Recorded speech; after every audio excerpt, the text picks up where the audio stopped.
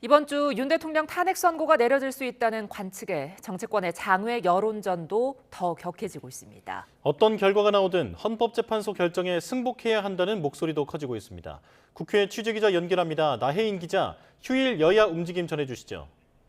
네, 국민의힘 내부에선 윤 대통령 석방 이후에 탄핵 각하나 기각을 주장하는 목소리가 커지고 있습니다.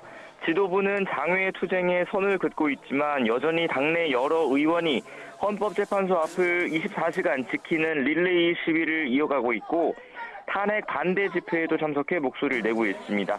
권성동 원내대표는 오늘 기자간담회에서 당 지도부는 차분히 현재 결정을 기다리고 있다면서도 민주정당으로서 윤 대통령 복귀를 바라는 개별 의원들의 발언 하나하나를 통제하지 않는다고 설명했습니다.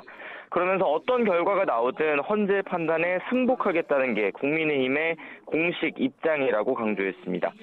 오히려 최근 유튜브 방송을 통해 승복 의사를 밝힌 민주당 이재명 대표 말에 진정성이 있는지 잘 모르겠다며 기자회견이든 공동 메시지든 여야가 함께 승복 의지를 밝힐 준비도 돼 있다고 강조했습니다.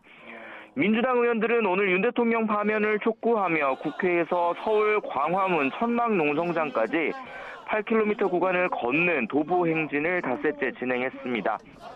저녁까지 광화문에서 군소 야당 또 시민사회단체와 탄핵 촉구 집회를 이어갈 계획입니다.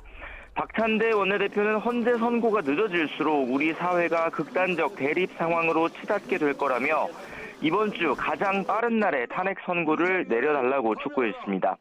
국민의힘을 향해선 헌재 결정을 따르지 말라고 압박하고 기관을 겁박하는 일부 의원들의 행위를 중단해야 한다며 헌정 질서를 계속 뒤흔들면 심판당할 거라고 주장했습니다. 민주당은 윤 대통령 탄핵 선고 기일이 정해질 때까지 당 차원의 장외 행동을 유지하겠다는 방침인데 최근 테러 위협 제보가 접수된 이재명 대표는 일단 외부 일정을 최소화하는 모습입니다. 정치권에선 우리나라가 미국 정부의 이른바 민감국가 목록에 들어간 것을 두고 논란이 커지고 있죠.